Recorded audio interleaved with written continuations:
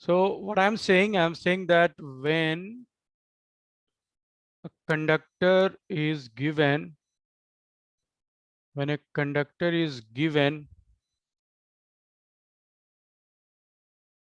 charge from outside,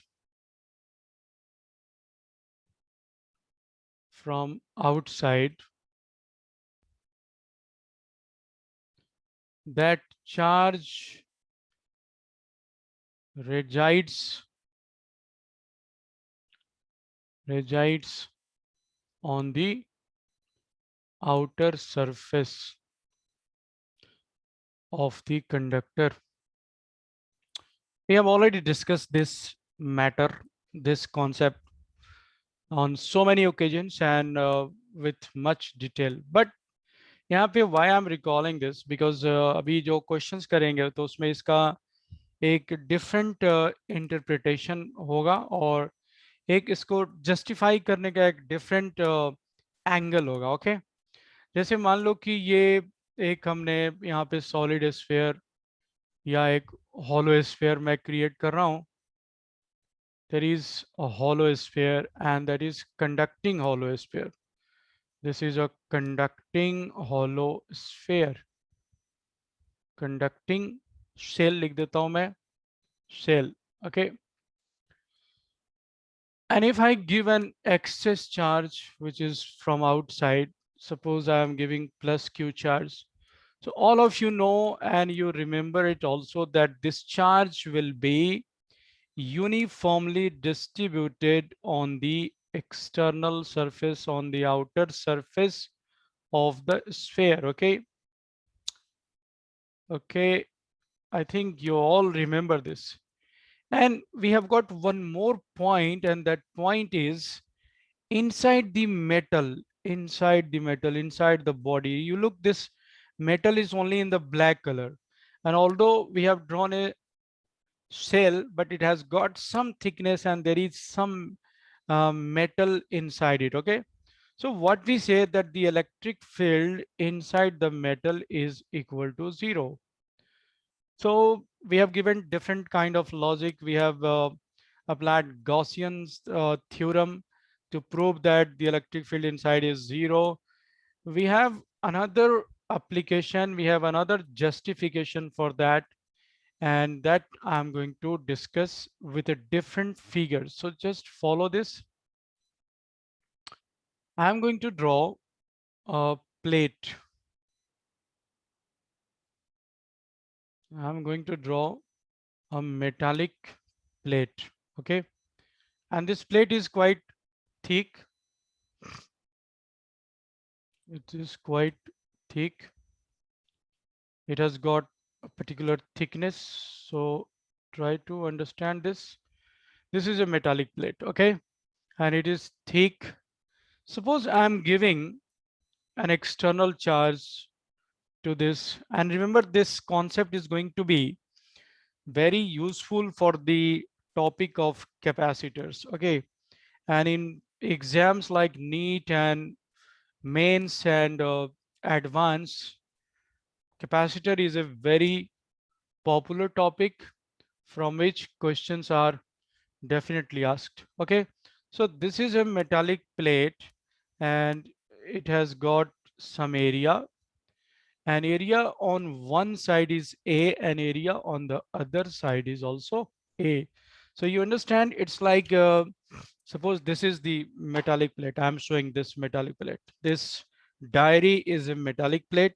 So it has got this area that is equal to A, and जब इसको पलट दिया तो ये वाला जो एरिया है, even this area is equal to A. और ये जो इसका thickness है, तो ये इसको हम इग्नोर कर सकते हैं, ऑल्दो वी हैव टेकन कि ये बड़ा थिक है, लेकिन फिर भी उसको इग्नोर कर सकते हैं. और किस पर्पस के लिए इग्नोर करने की बात कर रहा हूं मैं, that will also be very clear very soon. Okay. So both of the surfaces are of equal area A. Okay, and now I'm going to give an external charge. मैं इसको plus Q charge बाहर से देने जा रहा हूं. So the moment you charge it and you give it external charge, what will happen? Q by 2 charge will reside on one side and Q by 2 charge will reside on the other side. So, okay, the thickness is being ignored for this purpose only. Maybe कि एक delta Q उस as पे भी होगा, delta Q उधर भी होगा, लेकिन for practical purposes what we are assuming कि वो जो एज है उसका उसके ऊपर कोई चार्ज नहीं है, जस्ट इग्नोर दैट। थोड़ा बहुत होगा भी तो उसको इग्नोर करते हैं। तो ओके, तो q by 2 charge on one side and q by 2 charge on the other side. Okay, and now let us expand this, let us expand this plate. ये जो प्लेट, मेटालिक प्लेट मैंने डाला था, इसको मैं बोल दूं कि it is a metallic plate, metallic plate है ये। Okay, it is a metallic plate and q charge plus q charge has been given to the metallic plate. अब मैं इसको फर्दर एक्सपेंड करने जा रहा हूँ। एक्सपेंड करने का मतलब ये हुआ कि मैं इसको और भी मोटा ड्रॉ करने जा रहा हूँ। मोटा मतलब जानबूझ के, मतलब इमेजिन कि इसके थिकनेस को मैंने और बढ़ा दिया एंड अभी भी इधर की तरफ जो चार्जेज हैं, इधर plus Q by two charge इधर है and plus Q by two charge इस तरफ है। और हम लोग जानते हैं कि electric field E inside, E inside the conductor is zero, and we are talking about electrostatic condition. So I should write that in electrostatic condition. Okay, यहाँ पे भी electrostatic condition है।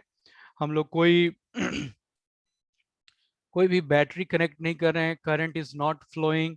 सो in electrostatic condition the electric field inside, so what I am going to show you that E inside this plate is zero। यहाँ भी मैं लिख सकता था लेकिन थोड़ा छोटा स्पेस था, इसीलिए मैंने इसको एक्सपैंड कर दिया। इसको मैंने थोड़ा सा स्ट्रेच करके, जस्ट इमेजिन करो कि हमने उसको चौड़ाई को बढ़ा के यहाँ पे ड्रॉ किया। तो यहाँ पे इलेक्ट्रिक फील्ड जीरो है। तो ये इलेक्ट्रिक फील्ड का हम लोगों ने बोला कि क्योंकि ये इलेक्ट्रोस्टैटिक कंडीशन है, क्योंकि हम गॉस थ्योरम से प्रूव कर सकते हैं कि इलेक्ट्रिक फील्ड जीरो है।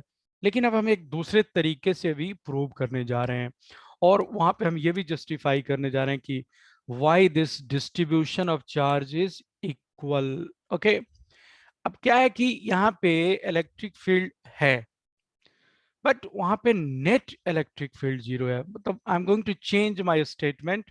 अभी तक जो हम लोग स्टेटमेंट बोल रहे थे, लिख रहे थे, उससे मैं लिखने जा रहा हूं कि inside inside the metallic plate, inside the metallic plate net field is zero. Okay, and how it is zero? यहाँ पे जो ये पॉजिटिव चार्ज डिस्ट्रीब्यूटेड, आपको मालूम है कि दोनों तरफ the positive charge distribution is on the both side। थोड़ा सा मैं ड्रॉ कर देता हूं, but it is on the whole surface. Both side का जो होल सरफेस है वहां पे ये charge q by two left side में and charge q by two right side में डिस्ट्रीब्यूटेड है। तो यहाँ पे जो मैंने स्टेटमेंट लिखा कि inside the metal plate net field is zero, तो ये थोड़ा सा इधर वाले स्टेटमेंट से अब थोड़ा डिफरेंट है। कहने का मतलब है कि फील्ड जीरो नहीं है, नेट फील्ड जीरो है। इसको मैं अब फर्दर एक्सप्लेन करता हूं कि ये जो लेफ्ट साइड में, इसको बोल दो कि लेफ्ट साइड है, this is the left side and this is the right side. यहाँ पे दोनों जो चार्जेस हैं उनकी वजह से इलेक्ट्रिक फील्ड है। इधर है ई लेफ्ट साइड, ये वाला जो है इस तरफ है ई ड्यू टू राइट साइड।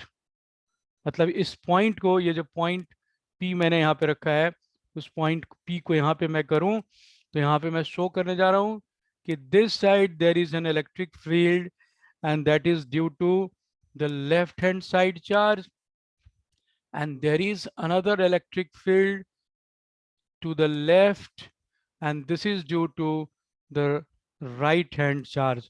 अब देखिए कि ये पॉजिटिव चार्जेस हैं, तो पॉजिटिव चार्जेस की वजह से जो इलेक्ट्रिक फील्ड होता है, आपको मालूम है away from the positive charge होता है। तो जैसे ये पॉइंट पी मैंने सेलेक्ट किया है, तो अगर ये लेफ्ट साइड वाले चार्ज को मैं कंसीडर कर रहा हूं, तो पॉइंट पी पे इस लेफ्ट साइड वाले चार्जेस की वजह से जो इलेक्ट्रिक फील्ड होगा वो अवे फ्रॉम द चार्ज होगा, तो वो E L is in the right hand direction.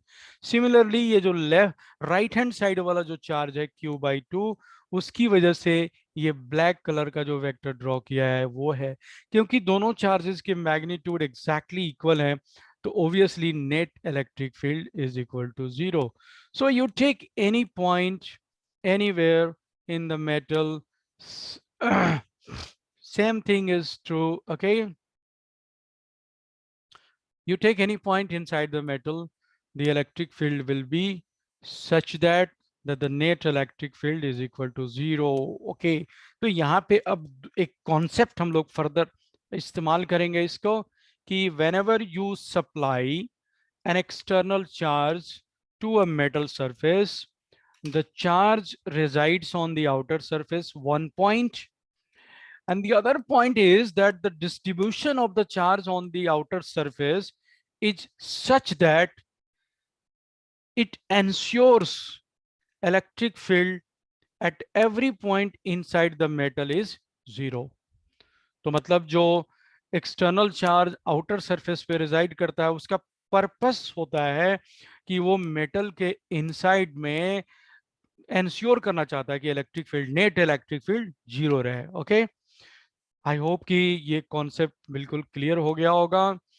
और इस तरीके से दो शॉर्टकट कंडीशंस हम लोगों को मिले कि जब भी किसी कंडक्टर को हम अर्थ कर देंगे तो उसका पोटेंशियल 0 रहेगा, जब भी हम किसी कंडक्टर को एक्सटर्नल चार्ज सप्लाई करेंगे तो वो आउटर सरफेस पे रिजाइड करेगा, और आउटर सरफेस पे रिजाइड करेगा, क्यों रिजाइड करेगा? So that it can ensure that the electric field inside the conductor, net electric field inside the conductor remains 0. Okay, तो ये एक बहुत इंपॉर्टेंट कॉन्सेप्ट है जो कैपेसिटर वाले चैप्टर में तो that's going to be used so frequently, और तो इसलिए आप इसको अच्छी तरह से समझ लीजिए और याद कर लीजिए। अब इसके ऊपर हम लोग एक क्वेश्चन करने जा रहे हैं। Okay, and the question is a very famous question. उसको करते हैं। दो प्लेट्स मैं ड्रॉ करता हूं। सबसे पहले प्लेट नंबर 1 मैंने ड्रॉ किया यहाँ पे। ओके, और वहां से थोड़ी दूरी पे मैंने दूसरा प्लेट ड्रॉ किया, प्लेट नंबर 2। ओके, दो प्लेट्स मैंने ड्रॉ कर दिया। क्वेश्चन इज, इसको ए लिख देता हूँ, प्लेट नंबर 1 को मैं ए लिख देता हूँ। दिस इज, या प्लेट नंबर 1 मैं लिखता हूँ P1 and this is P2, और इनके चार सरफेसेस हैं। देखिए यहाँ पे surface number A, surface number B, surface number C and surface number D. Okay, तो 4 surfaces are there। यहाँ पे मैं क्वेश्चन लिख रहा हूँ, this is question and which is based upon the previous concept जो अभी हम लोगों ने डिस्कस किया है। Plate plate 1 is given a charge Q1 and plate 2 is given a charge Q2. Find the charges appearing on all the 4 surfaces. So this is a question. So for a minute you can think over it.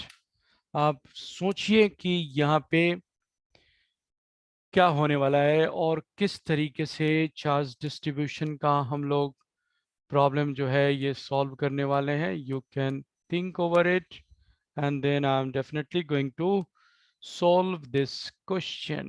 Okay, और ये solve करेंगे हम लोग तो उसके बाद यहाँ से भी एक शॉर्टकट मिलेगा हम लोगों को, और उस शॉर्टकट की वजह से हमारा आगे का फर्दर जो इस तरीके के क्वेश्चंस मिलेंगे वो और भी थोड़ा सा इजी हो जाएंगे। तो just I am giving 2 minutes to everybody to think over it. Okay,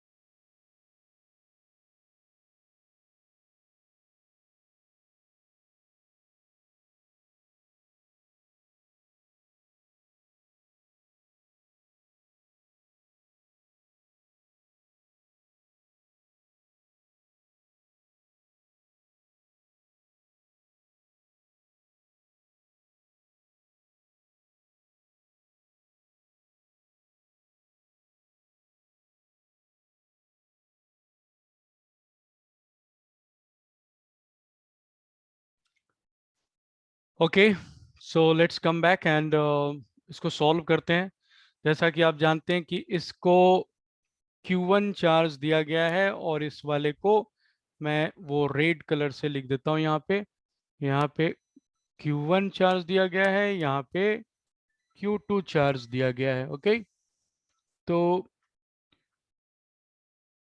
मैं एज्यूम कर लेता हूँ, मैं एज्यूम करने जा रहा हूँ कि इस तरफ तो स्मॉल q चार्ज आ गया, तो ऑब्वियसली उसमें जो बचेगा चार्ज, जो बच रहा है वो कितना बच रहा है, वो बच रहा है Q1 माइनस Q, इस तरफ B के ऊपर आ गया। ऑलराइट, और देखिए कि ये जो प्लेट है उसके सामने दूसरा मेटालिक प्लेट है, तो यहाँ से जितने फील्ड लाइंस निकलेंगे उनको यहाँ पे रुकना है, उनको यहाँ पे स्टॉप होना है। तो whatever field lines are starting from surface B, they have to be stopped on surface C।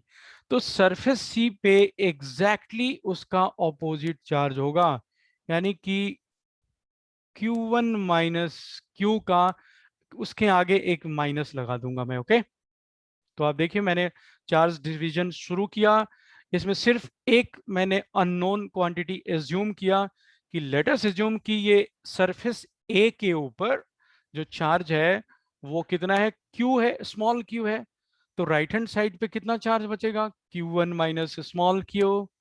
उसी तरीके से ठीक उसका ऑपोजिट चार्ज इस वाले साइड पे होगा। और यहाँ पे अब ये जो राइट हैंड साइड है यहाँ पे चार्ज क्या होगा ये डिसाइड करना है। तो for the time being let us assume कि वहां पे चार्ज है x। मैंने एज्यूम किया कि वहां पे ये सरफेस D के ऊपर जो चार्ज है वो x है।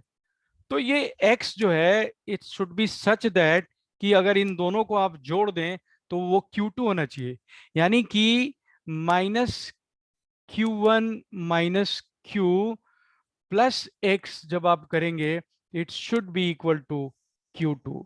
तो यहां से हम सॉल्व कर सकते हैं, यहां से सॉल्व क्या कर सकते हैं, Q1 plus Q plus X is equal to Q2। इसका मतलब ये हुआ कि this x is equal to Q2 plus Q1 and minus Q। तो ये टेम्पोररी एक सॉल्यूशन किया मैंने जस्ट टू अंडरस्टैंड कि यहाँ पे ये सरफेस डी पे अभी प्रॉब्लम का जो ब्रॉडर सॉल्यूशन है, जो ऑल सरफेसेस पे डिस्ट्रीब्यूशन हम निकाल रहे हैं, वो अभी हमने सॉल्व नहीं किया। एक टेम्पोररी बीच में प्रॉब्लम आ गया कि हमें ये जानना था कि what is the, as per this assumption, assumption क्या है कि सरफेस ए के ऊपर स्मॉल क्यू, सरफेस बी के ऊपर Q1 minus small Q, surface C के ऊपर उसी का opposite charge, and surface D के ऊपर x है। तो उस x को सॉल्व करने के लिए मैंने यहाँ पे ये एक इंटरमीडियरी इक्वेशन क्रिएट किया और मुझे पता चल गया कि x का वैल्यू कितना है।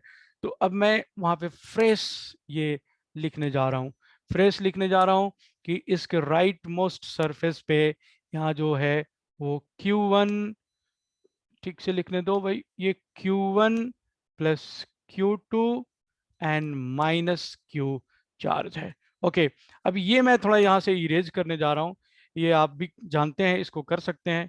ये इंटरमीडिएरी इक्वेशन था, जो ब्रॉडर सॉल्यूशन है वो अभी हुआ नहीं है, वो अब हम लोग करने वाले हैं।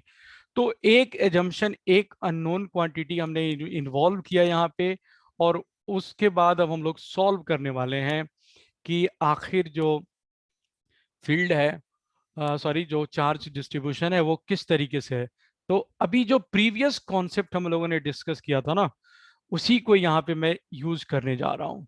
और कैसे यूज करने जा रहा हूँ आप देखिए, मैं मान लेता हूँ कि ये जो बी है, जो ये मतलब जो प्लेट नंबर 1 है, उसको थोड़ा स्ट्रेच करने जा रहा हूँ, जानबूझ के इमेजिन करने जा रहा हूँ कि वो चौड़ाई थोड़ी उसकी और ज़्यादा है।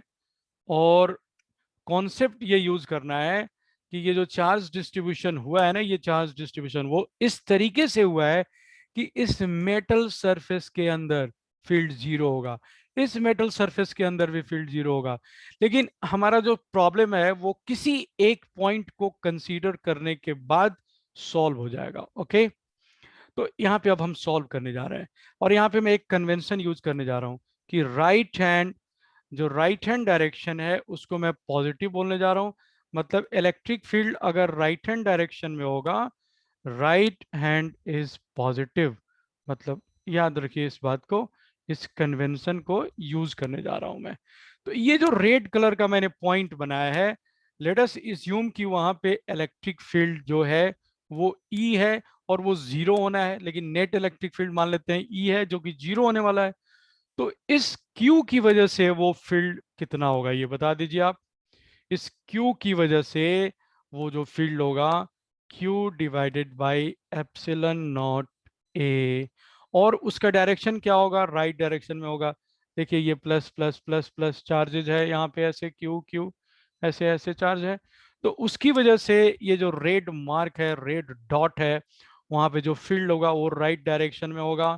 उसका वैल्यू कितना होगा, Q बाई एप्सिलॉन नॉट ए। ये सब हम लोग डिराइव कर चुके हैं। Q बाई ए क्या हो गया, चार्ज डेंसिटी हो गया, और चार्ज डेंसिटी डिवाइडेड बाई ये आप देखिए फील्ड हमने निकाल दिया उसका। ओके, ये बिल्कुल सरफेस जैसा है, तो वहां पे हम ये मान सकते हैं कि टू भी लिख सकते हैं, टू ही लिखेंगे, बल्कि मैं यहाँ पे टू लिख दे रहा हूँ। ओके, क्योंकि ये सरफेस एक एक जो सरफेस चार्ज डिस्ट्रीब्यूशन है उसकी वजह से, तो दोनों तरफ होता है, आपको याद होगा, वो वैल्यू याद होगा। तो मैंने ये लिख दिया यहाँ पे। ओके, फिर उसके बाद अब मैं इसकी वजह से लिखने जा रहा हूँ, सरफेस बी की वजह से लिखने जा रहा हूँ। तो ये जो भी चार्ज है ये क्यू का ही, Q1 का ही हिस्सा है, उसकी वजह से लेफ्ट डायरेक्शन में होगा, तो इसलिए उसको मैं नेगेटिव लिखने जा रहा हूँ।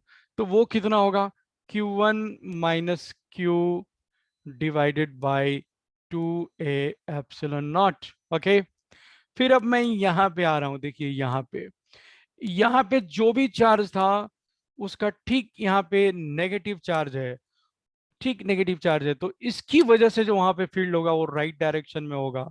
तो वो मैं प्लस लिखने जा रहा हूँ, और प्लस क्या मैं लिखने जा रहा हूँ, Q1 minus Q divided by 2 epsilon not ए लिखने जा रहा हूँ।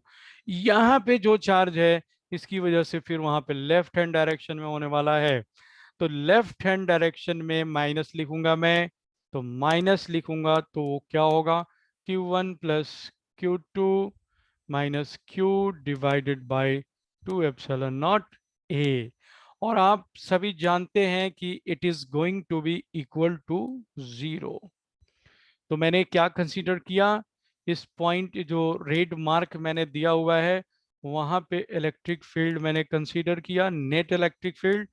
तो ये जो फोर सरफेसेस के ऊपर चार्ज डिस्ट्रीब्यूशन है उनकी वजह से जो मैंने इलेक्ट्रिक फील्ड निकाला, तो चारों की वजह से इस तरीके से आ रहा है और it has to be equal to 0। हम लोग कोई पॉइंट यहाँ का भी कंसीडर कर सकते थे किसी भी मेटल सरफेस के अंदर। ये चार्ज जो डिस्ट्रीब्यूशन हुआ है कितना क्यू इधर होगा, ये naturally and it is natural in this world. आपको मालूम है कि बहुत सारे नेचुरल प्रॉपर्टीज होती हैं मटेरियल की जिनका ह्यूमन बीइंग ने इस्तेमाल करना शुरू किया है। आपको आगे चल के पता चलेगा कि एक इलेक्ट्रोमैग्नेटिक इनर्शिया होता है किसी भी कॉइल में, और जिसका यूज करके ये पूरे वर्ल्ड ने इतना डेवलपमेंट किया है। इलेक्ट्रिसिटी जनरेट करने का जो कॉन्सेप्ट है वो उसी इलेक्ट्रोमैग्नेटिक इनर्शिया के ऊपर है। चलिए वापस आते हैं। तो ये नेचुरल प्रॉपर्टी है कि चार्ज का डिस्ट्रीब्यूशन इस तरीके से होगा सो दैट कि the field net field inside the metal is equal to 0। तो ये जो डिनोमिनेटर में जो भी लिखा है वो सब 0 हो जाएगा। तो इसको फिर से लिखते हैं, Q minus Q1 plus Q plus Q1 minus Q, फिर इस लास्ट में आ गया यहाँ पे minus Q1 minus Q2 plus Q and that is equal to 0। तो इसमें जो भी एग्जैक्टली प्लस माइनस है उसको हम लोग कैंसिल कर सकते हैं। जैसे ये प्लस ये माइनस कैंसिल हो गया, ये ये आपका कैंसिल हो गया। ओके, अब आप देखिए यहाँ पे बच क्या रहा है, आपके सामने देखिए क्या बच रहा है। एक क्यूब यहाँ पे बच रहा है, स्मॉल क्यू, एक स्मॉल क्यू यहाँ पे बच रहा है, और उसके बाद बच रहा है यहाँ पे माइनस Q1 माइनस Q2। तो इसको मैं अब लिख सकता हूँ 2Q is equal to Q1 plus Q2। Okay, तो दैट मीन्स कि small q is equal to Q1 plus Q2 divided by 2।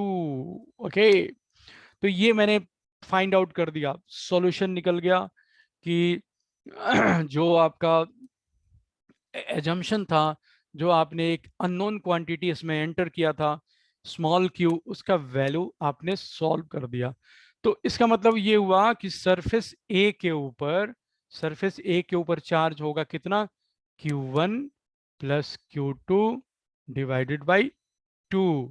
Surface B के ऊपर चार्ज कितना होगा वो हमें थोड़ा सा सॉल्व करना पड़ेगा। यहाँ पे सॉल्व करते हैं, इस तरफ रफ वर्क करते हैं।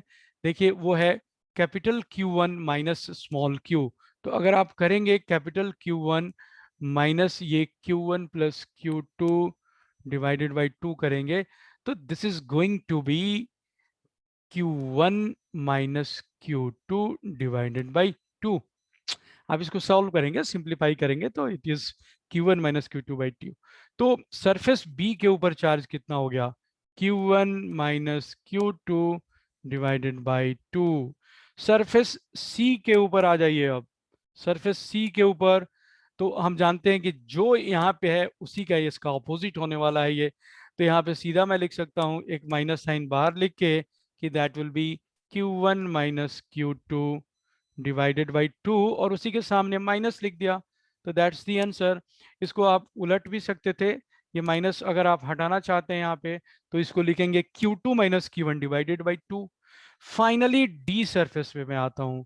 सरफेस डी पे देखिए वो कितना चार्ज है, तो उसको भी यहाँ पे हम सिंप्लीफाई कर सकते हैं, Q1 plus Q2 and minus Q1 plus Q2 divided by 2। ये है, इसको भी फाइनली इस D को मैं सॉल्व कर रहा हूँ। तो जब इसको सॉल्व करेंगे तो that's nothing but again going to be Q1 plus Q2 by 2। तो देखिए ये मैंने आउट ऑफ द वे जाके रफ कैलकुलेशंस किया है, तो इन सब को तो मैं हटा दूंगा, ये सब नहीं रहेगा यहाँ पे, नहीं तो आपको ये नोट्स किसी काम का नहीं रहेगा। ये कैलकुलेशन किया था मैंने, बट जो फाइंड आउट हुआ वो मैं यहाँ पे लिखने जा रहा हूँ कि सरफेस डी के ऊपर भी चार्ज जो है वो है Q1 plus Q2 divided by 2। तो चारों सरफेस पे जो चार्जेस हैं, चार्ज का डिस्ट्रीब्यूशन है वो आपने निकाल दिया यहाँ पे। और लेकिन देखिए ये क्या है कि इसमें कोई बहुत बड़ा मैथमेटिक्स, इंटीग्रेशन, डिफरेंशिएशन, कोई अलजेब्रा का कंपोनेंट और डिविडेंड वगैरह कुछ नहीं अप्लाई हो रहा है।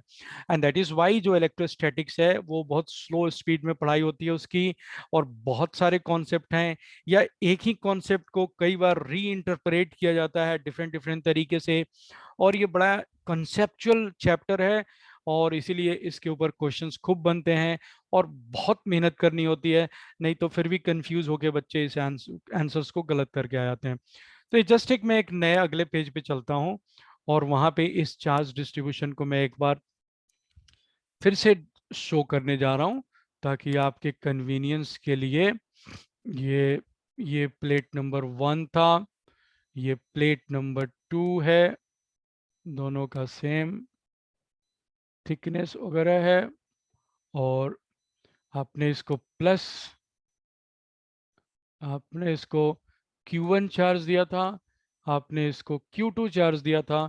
तो चार्ज का जो डिस्ट्रीब्यूशन हुआ वो हुआ यहाँ पे Q1 plus Q2 divided by 2, यहाँ पे Q1 minus Q2 divided by 2, और यहाँ पे Q2 minus Q1 divided by 2, और फिर फाइनली यहाँ पे आप देखिए तो Q1 plus Q2 divided by 2। Okay. आप ये भी देखेंगे कि ये जो दोनों सरफेस पे जितने भी चार्जेस हैं उनको ऐड करेंगे तो वो ये Q1 आएगा, इस इधर ऐड करेंगे तो वो Q2 आएगा। लेकिन डिस्ट्रीब्यूशन जो है वो ऐसा ही क्यों हुआ है, that is unique distribution formula, unique तरीके से डिस्ट्रीब्यूट होता है।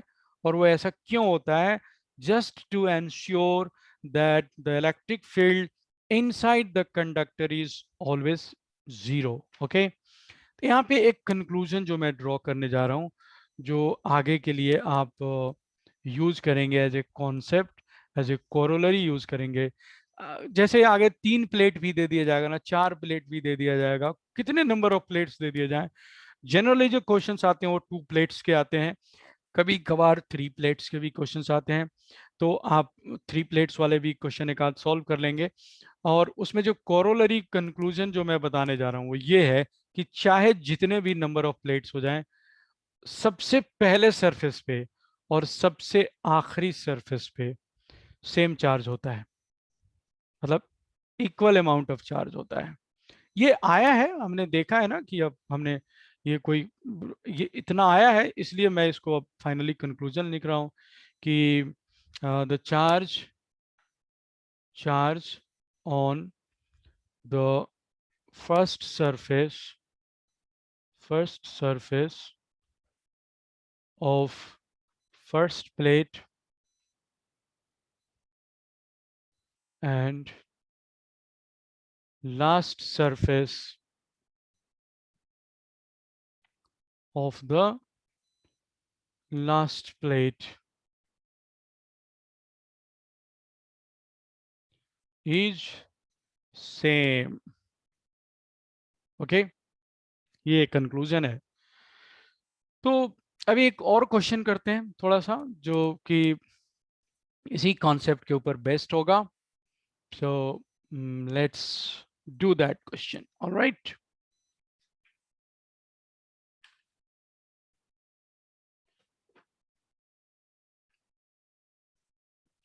एक प्लेट ड्रॉ करता हूं मैं, ये एक प्लेट ड्रॉ कर दिया मैंने। ओके, दूसरा प्लेट मैंने ड्रॉ कर दिया यहाँ पे डी, दूसरा प्लेट ड्रॉ कर दिया मैंने, ये क्या है सर, 3 प्लेट्स रख देंगे तब भी यही कंक्लूजन आएगा। यस, यही तो मैंने बोला है, यही तो मैंने बोला है कि even if you put 4 plates, 10 plates, वही कंक्लूजन आएगा कि first surface of the first plate and last surface of the last plate पे सेम रहेगा। ओके, आप कोई 3 प्लेट वाला एसी वर्मा में दिया हुआ है, एसी वर्मा में क्वेश्चन दिया हुआ है, आप करेंगे उसको। तो मैं यहाँ पे क्वेश्चन है, 2 large conducting plates are placed parallel to each other and they carry equal and opposite charge with surface density sigma as shown in the figure। okay, यहाँ पे प्लस चार्ज है, ओके। यहाँ पे माइनस चार्ज है, okay.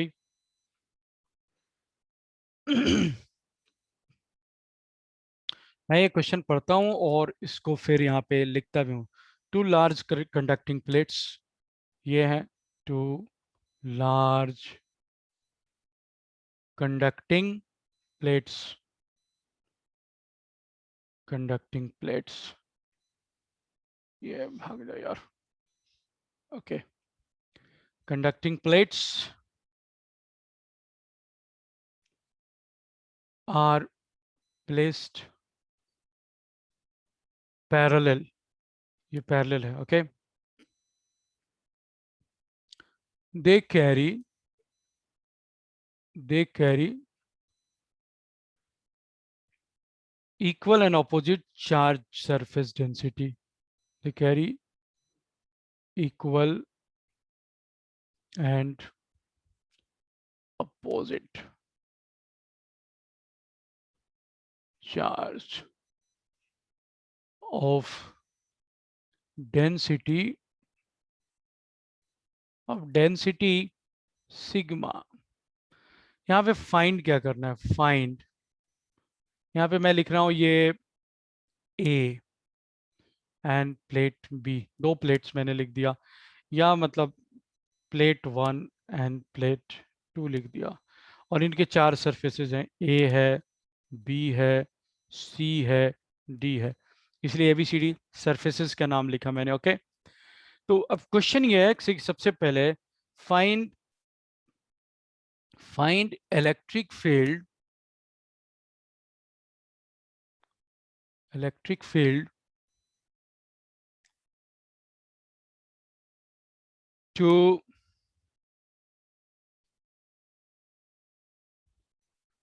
To left of plate one,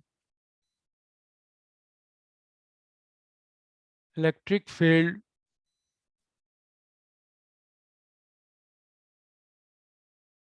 to right of P2 and 3 between the plates,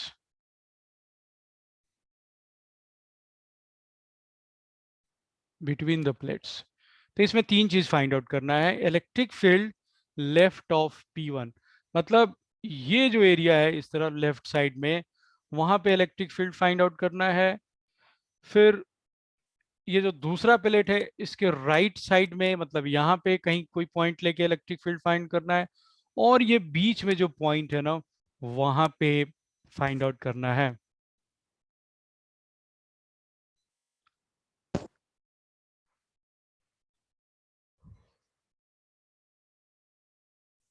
So just think for 2 minutes and do this.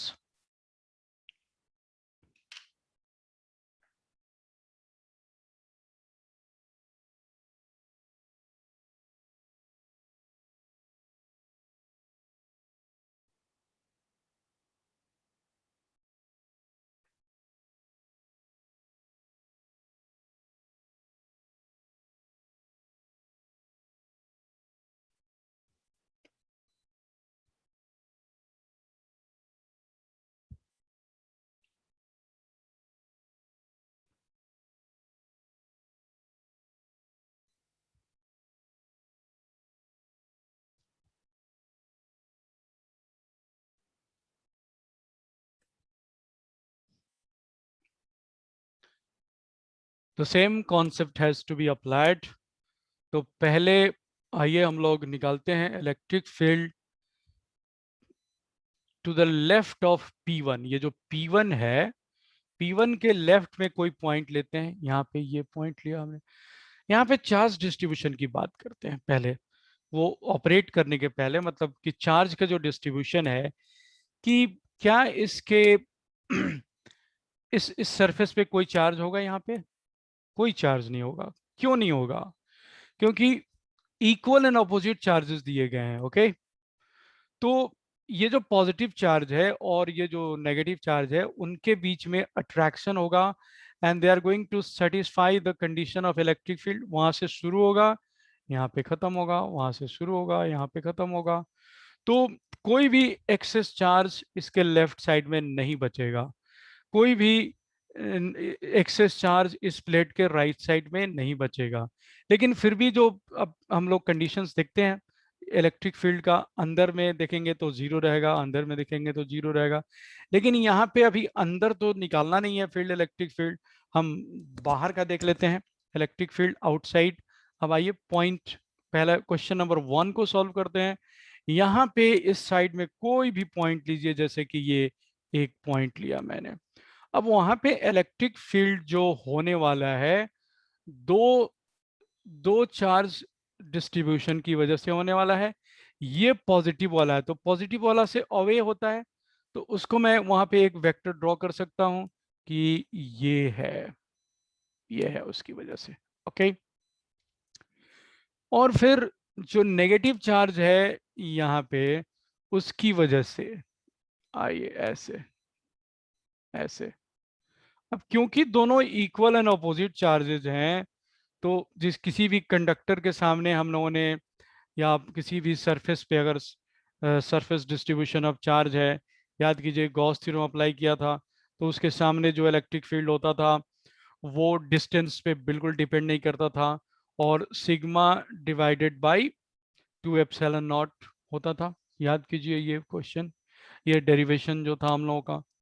तो क्या है कि ये पॉजिटिव चार्ज की वजह से लेफ्ट हैंड डायरेक्शन में इलेक्ट्रिक फील्ड होगा, और वो होगा सिग्मा, पॉजिटिव वाले को रेट से लिख रहा हूं मैं, तो उसको लिखूंगा sigma divided by 2 epsilon not. और जो नेगेटिव वाला है उसकी वजह से जो इलेक्ट्रिक फील्ड लाइंस होगा वो होगा sigma divided by 2 epsilon not. देखिए ये प्लस सिग्मा है, यहाँ पे माइनस सिग्मा है। तो इलेक्ट्रिक फील्ड को यहाँ पे माइनस नहीं लिख रहा हूं मैं, माइनस सिग्मा नहीं लिख रहा हूं मैं, क्योंकि माइनस सिग्मा क्या शो करेगा कि इलेक्ट्रिक फील्ड लाइंस जो है वो टुवर्ड्स द नेगेटिव चार्ज है।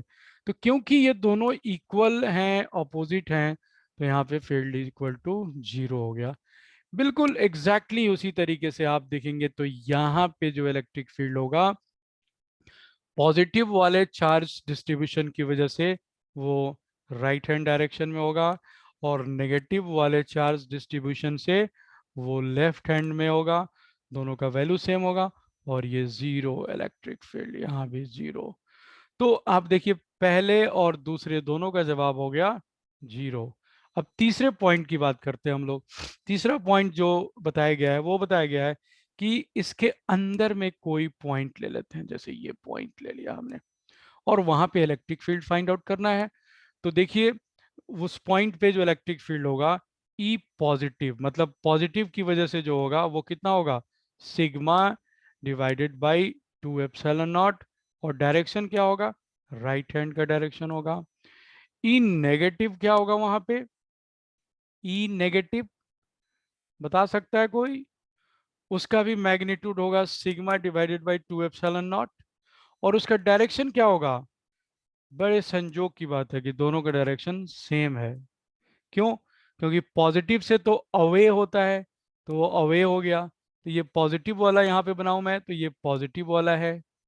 और नेगेटिव वाला बनाऊं मैं, तो देखिए ये नेगेटिव वाला है। दोनों का मैग्नीट्यूड भी सेम है, दोनों का डायरेक्शन भी सेम है। तो वहां पे जो नेट इलेक्ट्रिक फील्ड है E net is equal to दोनों का sum, and that is equal to sigma by epsilon naught. This is the answer of this question. So I hope most of you have understood this kind of charge distribution. और okay,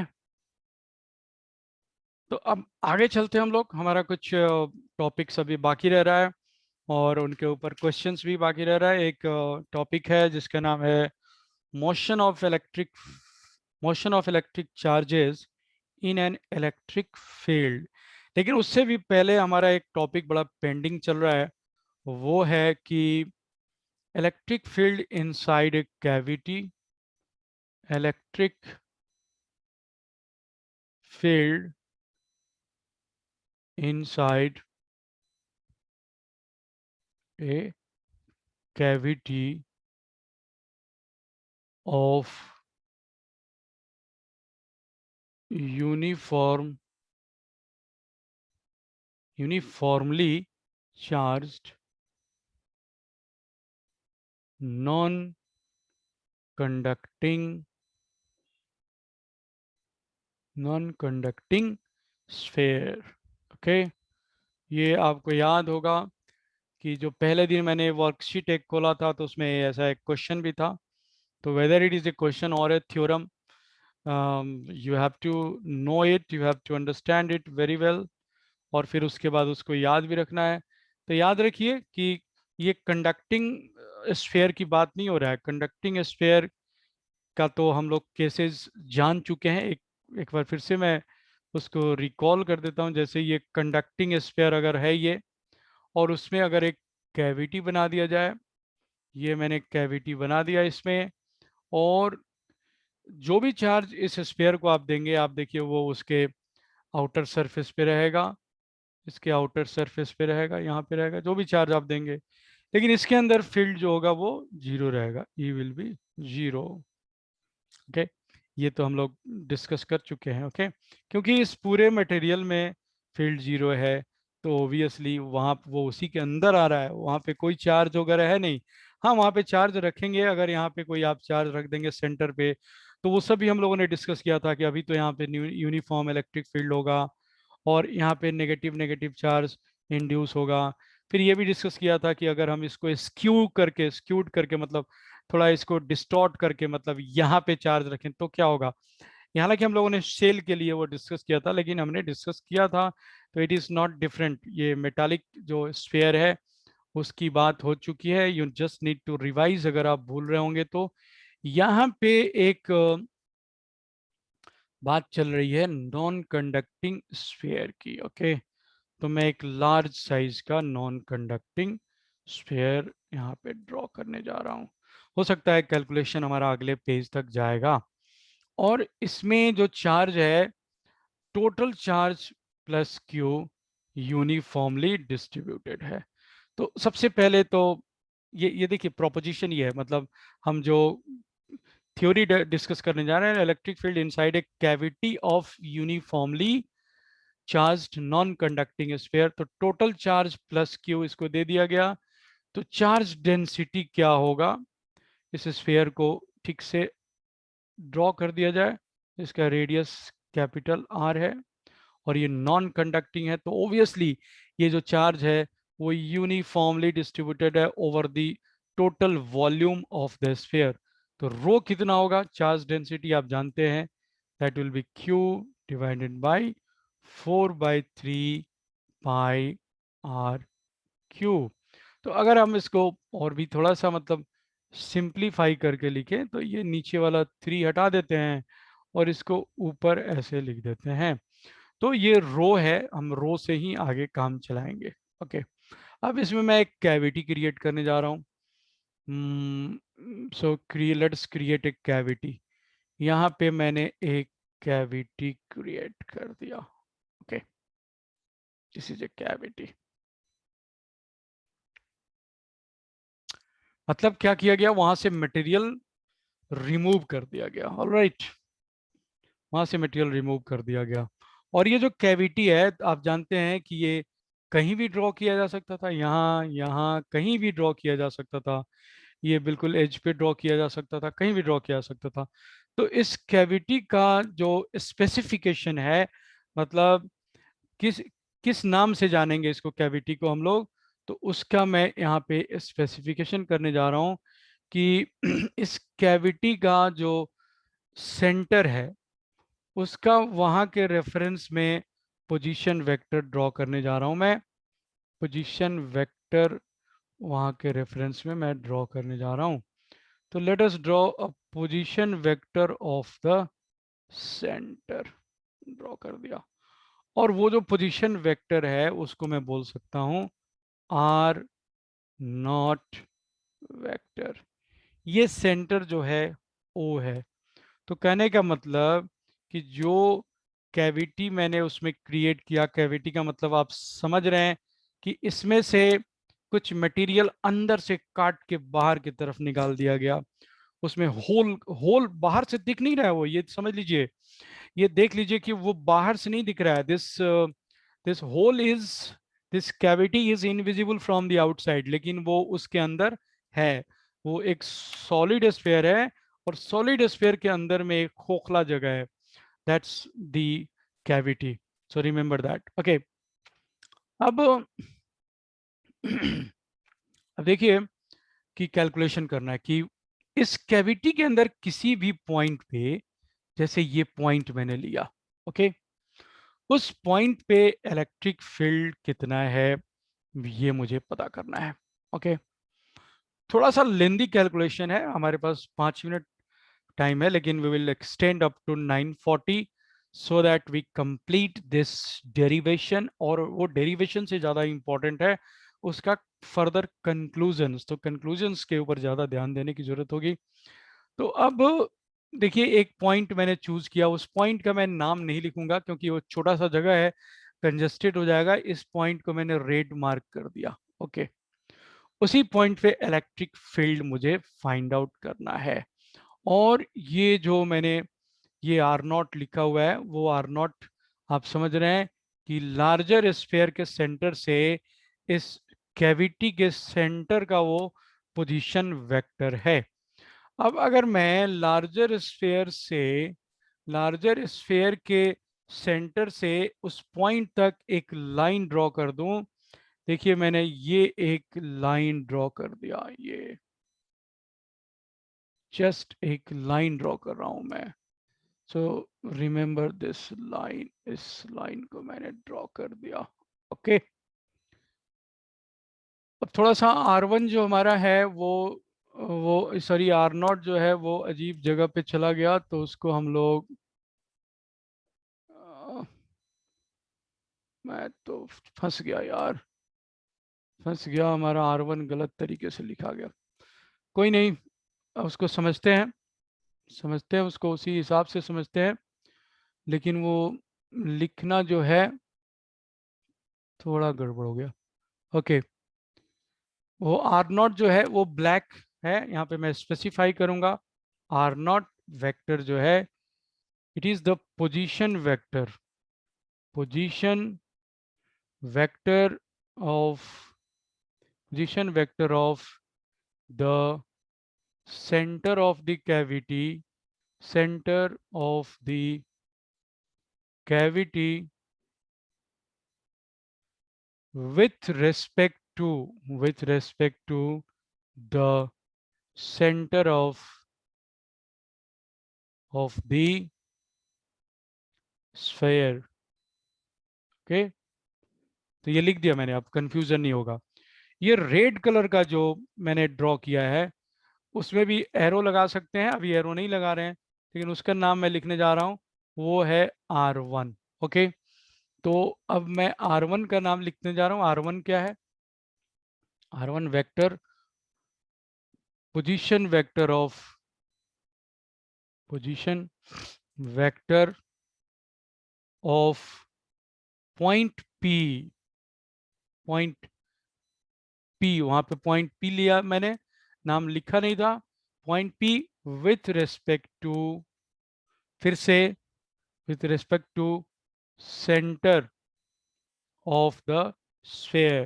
देखिए इसमें थोड़ा सा description जो है वो रहेगा, but those who will have patience, जब ये डेरिवेशन होके सामने आएगा तो आपको बहुत इंटरेस्टिंग लगेगा। तो जस्ट हैव पेशेंस। ये मैंने क्या लिखा? Position vector of point P with respect to centre of the sphere, alright. अभी मैं उसमें एक और वेक्टर ड्रॉ करने वाला हूँ। वो जो वेक्टर ड्रॉ करने वाला हूँ मैं, वो ये है, देखिए ये।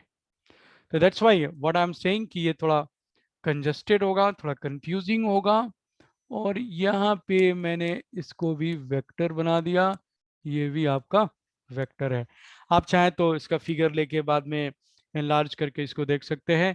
और ये पॉइंट मैं लिख रहा हूँ O डैश, तो आप समझ सकते हैं ये R2 वेक्टर जो मैंने लिखा है R2, ये R1 वेक्टर है।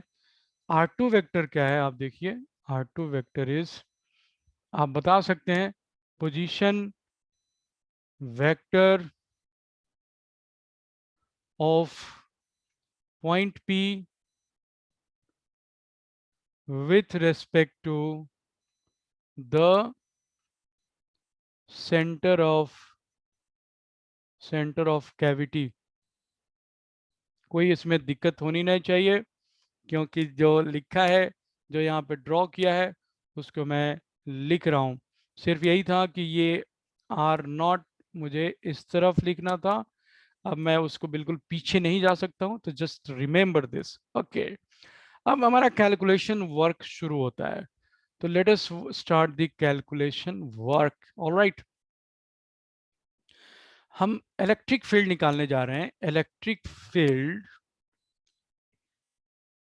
E due to the sphere at point P। अब मैं इस पॉइंट को मेंशन कर सकता हूँ। ये जो पॉइंट है जो लिया गया है, that point is equal to P। ये है P पॉइंट। उस पॉइंट P पे E due to the sphere. अब स्फेयर का मतलब क्या हुआ, इस कंप्लीट सॉलिड स्फेयर। और due to sphere at point P without cavity, without cavity. अगर कैविटी नहीं होता तो वहां पे इस स्फेयर की वजह से जो इलेक्ट्रिक फील्ड होता वो कितना होता, ये आप निकाल सकते हैं। आई होप कि यू रिमेंबर। उसका मैं डायरेक्ट वैल्यू लिखने जा रहा हूं यहाँ पे। उसका वैल्यू मैं लिखने जा रहा हूँ, वो E1 है। E1 बोलने जा रहा हूं मैं इसको। और वो जो है Q divided by R³ into small r। के भी रहेगा यहाँ पे ऐसे। क्यों, देखिए ये चार्ज इसके ऊपर दिया था, और ये हम लोगों ने कई बार डिस्कस किया था कि सॉलिड स्फेयर के अंदर जो इलेक्ट्रिक फील्ड होता है वो सेंटर से जैसे जैसे हम दूरी बढ़ाते हैं तो स्मॉल आर के प्रोपोर्शनल होता है। तो यहाँ पे मैं स्मॉल आर नहीं लिखूंगा, मैं उसको R1 लिखने जा रहा हूँ। क्यों लिखने जा रहा हूँ R1? क्योंकि आप देखिए O से इस पॉइंट की जो दूरी है वो R1 है, वेक्टर R1 है, तो उसका मैग्नीट्यूड सिर्फ R1 होगा। तो वो मैंने लिख दिया। तो पहला पार्ट जो मैंने लिखा यहाँ पे E1 which is due to the whole sphere, and that is when the cavity was not there। Without the cavity this electric field is equal to E1। और इसका डायरेक्शन जो होगा वो किस डायरेक्शन में होगा आपको मालूम है, this will be in the direction of R1 vector, उसके डायरेक्शन में होगा, रेडियली आउटवर्ड होगा। तो ये मैंने डायरेक्शन लिखा। ओके, अब मैं ये पता करने जा रहा हूं कि अगर जो कैविटी है वो कैविटी अगर नेगेटिव चार्ज होता तो उसकी वजह से वहां पे इलेक्ट्रिक फील्ड कितना होता, ये मैं निकालने जा रहा हूं। तो कैविटी के ऊपर जो चार्ज है वो मैं लिखने जा रहा हूं, चार्ज ऑन कैविटी। ये कितना होगा, कैविटी के अंदर चार्ज मैं लिखने जा रहा हूं माइनस इसको मैं लिख देता हूं Q dash. Q dash is equal to density multiplied by the volume. तो डेंसिटी आप देखिए कितना था, ये 4/3 पाई R³ ओके, R कैपिटल लिखेंगे यहाँ पे R³। और वहां पे जो मैं चार्ज जो रेडियस यूज करने जा रहा हूँ वो मैं यूज करने जा रहा हूँ R2 का क्यूब। तो this is the charge at point, this is the charge on this cavity. अगर ये कैविटी जब निकाला गया है तो उस टाइम अगर उसका डेंसिटी से मल्टीप्लाई करके उसके ऊपर का चार्ज अगर हम फाइंड आउट करते तो कैविटी के ऊपर उतना चार्ज होता। ओके, लेकिन देखिए इस प्रोपोजिशन को मैं इतना लेट से क्यों कर रहा हूँ, क्योंकि बेसिकली ये एक बहुत बड़ा लेंदी डेरिवेशन है और बच्चे अपना पेशेंस लूज कर देते हैं, जैसा कि बहुत बच्चे लूज कर रहे होंगे। लेकिन ultimately you have to know this, और इसको डेरिवेशन किए बगैर आप कभी भी लाइफ में इसको समझ नहीं सकते।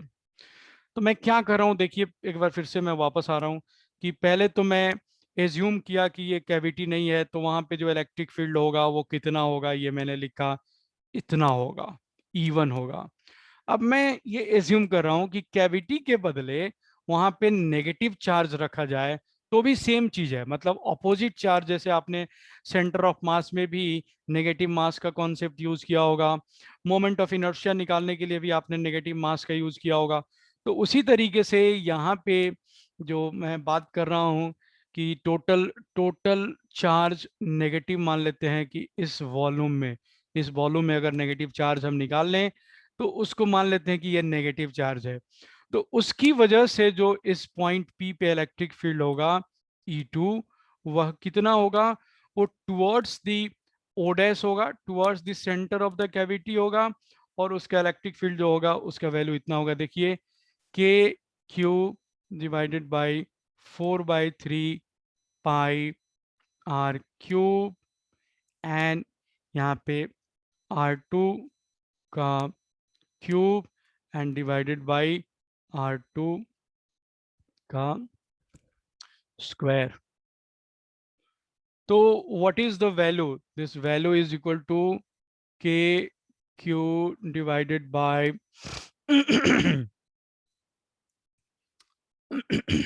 के क्यू डिवाइडेड बाय ये आपका 4/3 पाई आर क्यू, ये सारा यहाँ पे रहेगा, और ये आपका आ गया यहाँ पे R2 ओनली। इसका डायरेक्शन क्या होगा, आप देखिए ये नेगेटिव R2 की तरफ होगा ये। तो डायरेक्शन के टर्म्स में मैंने इस तरीके से लिख दिया। ओके, आ रही है बात समझ में कि नहीं आ रही है? बहुत सारे बच्चे निकल चुके हैं। ये जैसे नेगेटिव मास का कॉन्सेप्ट यूज करते हैं उसी तरीके से मैंने नेगेटिव चार्ज का कॉन्सेप्ट यूज किया, और ये मैंने फाइंड आउट किया। ऑलराइट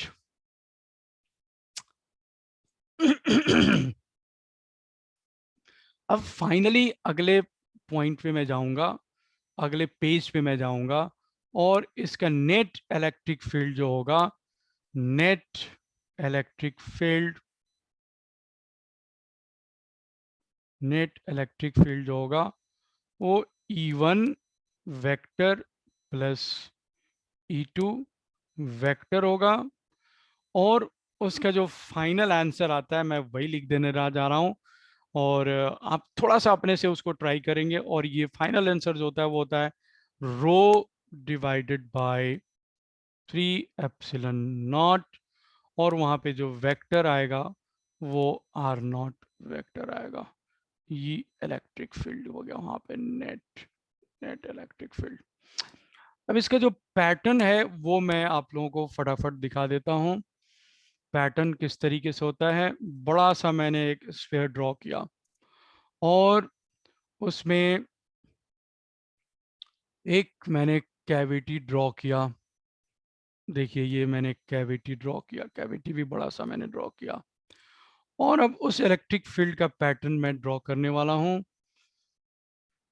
पहले तो ये आप देखिए कि उसका सेंटर हो गया, this is the centre of the sphere, और ये जो सेंटर है आपका उस कैविटी का सेंटर है, और जो इनिशियली गिवन पैरामीटर था वो क्या था, वो भी हमने एज्यूम किया था कि दिस इज द वेक्टर। उस वेक्टर का नाम भी था आपका, क्या नाम था उसका, R0 वेक्टर था वो। ये आपका वो है, ये आपका ओडेस है, उसको नहीं लिखते हैं।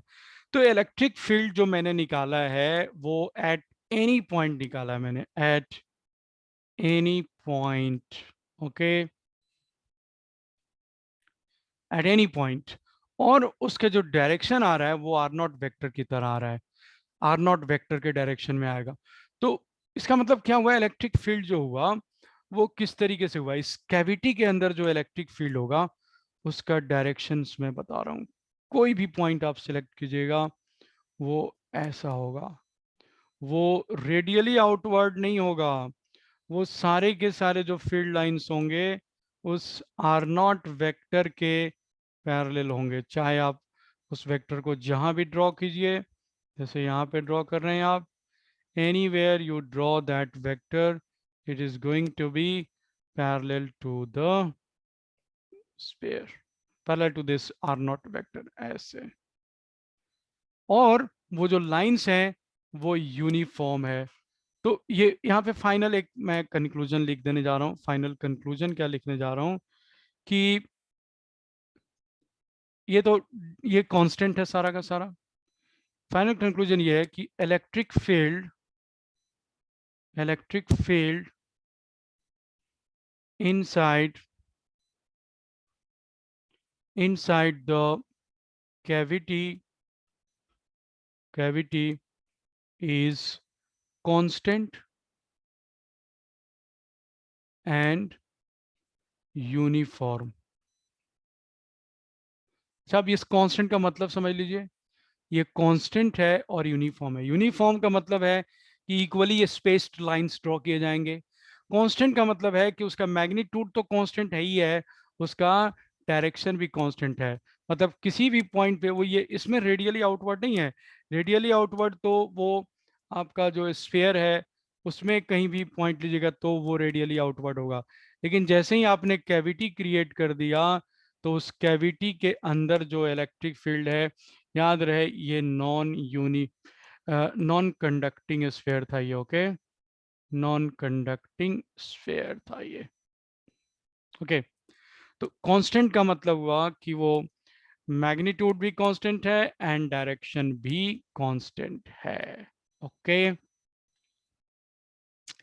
अब अगर मान लीजिए कि अ, आप खुद करते हैं उसको, ऐसा नहीं आता है, then I will do that. Alright, तो अभी मैं इस वीडियो को ऑफ करता हूं और कुछ डाउट्स अगर हैं तो आप पूछ सकते हैं।